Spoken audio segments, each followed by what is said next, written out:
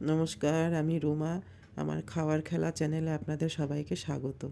আজ আমি নতুন একটি রেসিপি নিয়ে আসছি। সেটা হচ্ছে ছোট ট্যাংরা মাছের চচ্চড়ি। এবার মাছটা ভালো করে ধুয়ে তার মধ্যে নুন হলুদ মেখে নিব, মেখে পাশে রেখে দিব। আর এদিকে গ্যাসে কড়াই বসিয়ে দেব। কড়াই বসিয়ে সামান্য একটু তেল দিব।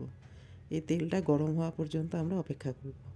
আর এখানে বলে দিই, তেলটা যখন গরম হবে তার মধ্যে একটু নুন ছড়িয়ে দেব, যাতে করে মাছগুলো ভাজার সময় কড়াইতে না লেগে যায়।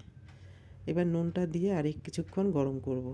গরম করে ওই যে মাছে নুন হলুদ মেখে রেখেছিলাম, সেই মাছগুলো অল্প অল্প করে কড়াইতে দিয়ে ভেজে নিব। এবার মাছ দিয়ে দিলাম কড়াইতে। সবগুলো মাছ কিন্তু আমি ভেজে একটা প্লেটে উঠিয়ে নিব। উঠিয়ে নিলাম। এবার কড়াইতে আর একটু তেল দিয়ে দিব। দেখুন মাছগুলো ভাজা হয়ে গেছে। এবার তেলটা গরম হয়ে গেল। এর মধ্যে দিয়ে দিব সামান্য কালো জিরে। আর আমি দুটো পেঁয়াজ কুচি করে নিয়েছিলাম মাছের জন্য, সেইটাও কড়াইতে দিয়ে দিব। এবার পেঁয়াজ কুচি আর কালো জিরে তেলের মধ্যে সামান্য ভেজে নিব। আর এই মাছটা রান্না করার জন্য আমি একটু সবজি নিয়েছিলাম, একটু মূলো আর একটু আলু। এই সবজি দিয়ে মূলো আলু দিয়ে যদি ছোটো ট্যাংরা মাছ রান্না করা যায়, খুব টেস্টি হয়। আপনারা করে দেখবেন আমার মতো করে। এবার যে সবজিটা নিয়েছিলাম সেটাও কড়াইতে দিয়ে দেব। সবজিটা দিয়ে আবারও একটু নেড়ে চেড়ে নিব। তবে এই সবজিটা কিন্তু অল্পই নিব, মাছ বেশি থাকবে আর সবজিটা কিন্তু পরিমাণে কম থাকবে, তাহলেই টেস্টি হবে। এবার একটু নেড়ে চেড়ে এর মধ্যে কিছু গুঁড়ো মশলা দিব। তার মধ্যে দিব একটু লঙ্কার গুঁড়ো দিয়ে দিলাম। এবার সামান্য হলুদ আর পরিমাণ মতো নুন দেব। এবার এগুলো দেওয়া হয়ে গেল। এবার সামান্য একটু নেড়ে চেড়ে দুটো কাঁচা লঙ্কাও দিয়ে দিব। এর মধ্যে দিয়ে দিব সামান্য একটু জল। জলটা দিয়ে আবার সবগুলো একসঙ্গে নেড়ে চেড়ে মিশিয়ে নিব।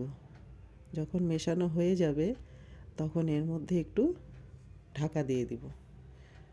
ঢাকা দিয়ে আমরা কিন্তু এই সবজিগুলো কিছুক্ষণ রান্না করে নেব, যতক্ষণ না সবজিটা সেদ্ধ হয়। কিছুক্ষণ পর ঢাকাটা খুলে দেখব, এই দেখুন জলটা শুকিয়ে গেছে, সবজিগুলো প্রায় সেদ্ধ হয়ে আসছে। এবার সামান্য একটু নেড়ে চেড়ে এর মধ্যে যে মাছগুলো ভেজে রেখেছিলাম, এবার কিন্তু সেগুলো দিয়ে দিব। মাছ দেওয়া হয়ে গেল। এবার মাছ আর ওই মশলা পেঁয়াজ এগুলোর সঙ্গে একটু নেড়ে চেড়ে মিশিয়ে নিব। আলতো হাতে মেশাতে হবে, যাতে করে মাছটা না ভেঙে যায়। এবার সামান্য একটু জল দিয়ে দিব। আবারও কিছুক্ষণ মিশিয়ে নিব। মিশিয়ে নিয়ে আবার একটু ঢাকা দিয়ে রান্না করে নেব, যাতে করে জলটা শুকিয়ে যায় আর মাছের মধ্যেও নুন হলুদটা ভালো করে মিশে যাবে। এবার দেখুন ঢাকা খুলে নিলাম, জল শুকিয়ে আসছে, আমাদের রান্নাটাও কিন্তু প্রায় শেষের দিকে। এবার সামান্য একটু ধনেপাতা আর কাঁচা লঙ্কা রেখেছিলাম, ওই ধনেপাতা কুচিটাও দিয়ে দিব। আর 2-3টে কাঁচা লঙ্কা চিড়ে দিয়ে দিব। এবার আর একটু নেড়ে চেড়ে নিব। নেড়ে চেড়ে একটা প্লেটে ঢেলে নিব। দেখুন কি সুন্দর হয়েছে দেখতে। আপনারাও করে দেখবেন এরকম করে, খুব টেস্টি হবে। আমার রেসিপিটা প্রায় শেষের দিকে। দেখুন থালায় নিয়ে নিলাম।